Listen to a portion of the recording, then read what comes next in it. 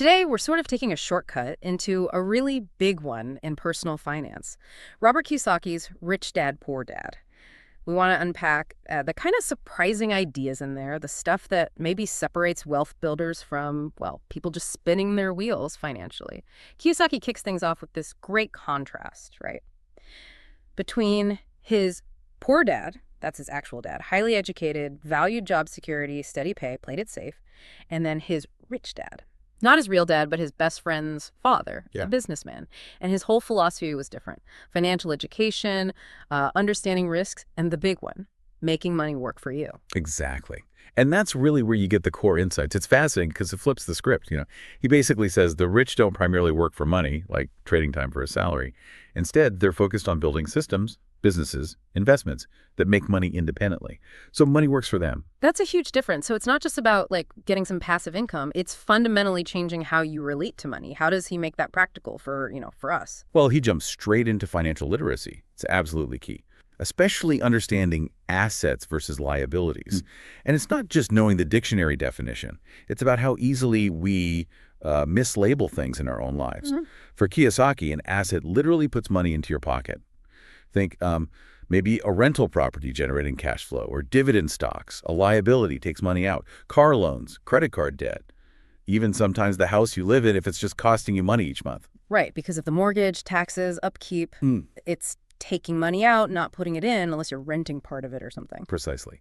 So that simple mantra he pushes, buy assets, not liabilities. Yeah. It sounds basic, but it's powerful. Yeah, it really cuts through. And this idea of buying assets, that connects directly to his concept of minding your own business, doesn't it? Does that mean everyone should just quit their day job and launch a startup? No, not necessarily. It's more of a mindset thing, really. Minding your own business means focusing energy on building and owning things that generate income. Assets. You can still have a job, work for someone else, but on the side, you're building your asset column. Real estate, maybe stocks, maybe even intellectual property. It's about building your wealth, not just theirs. Okay, so it redefines what your business actually is. It's your assets. Then Kiyosaki gets into something that sometimes raises eyebrows: taxes and the power of corporations. What's the gist there? How do the wealthy approach this differently? Yeah, this is super important in his view, and often missed.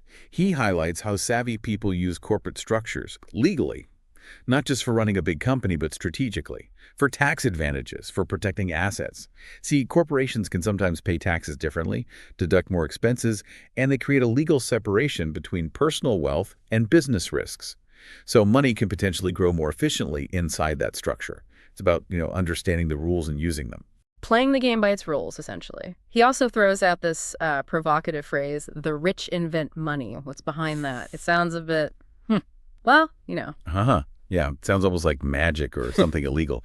But no, it's not about counterfeiting. It's about financial intelligence, being prepared, educated, so you can see opportunities others miss, or even create them.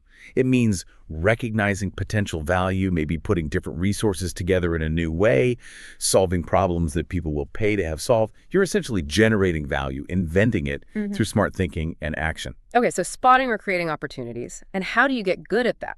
Which I guess leads right into his final big lesson. Work to learn, don't just work to earn. Exactly. It connects perfectly. The idea isn't just the paycheck. It's about what skills you're gaining. Are you developing skills that will help you build your own assets and spot those opportunities? Kiyosaki really emphasizes things like sales, marketing, communication, negotiation, investing itself. These are the skills, he argues, that truly build financial freedom no matter what job you currently have. It shifts the focus from just climbing the ladder to, building your own ladder. It really does reframe things. So pulling this all together for you listening, what Rich Dad, Poor Dad seems to drill home is you don't need a pile of cash to start, but you absolutely need to get financially smart, be intentional if you want to build real wealth. Financial freedom isn't just about a high salary. It's more about smart investing, consistently building that asset column, and committing to learn this stuff throughout your life. So maybe the thought to leave you with is this. What does making money work for you actually look like in your situation? And forget huge leaps for a moment. What's one small thing, maybe even starting today, you could do to begin minding your own business, focusing on acquiring anything that puts money in your pocket, not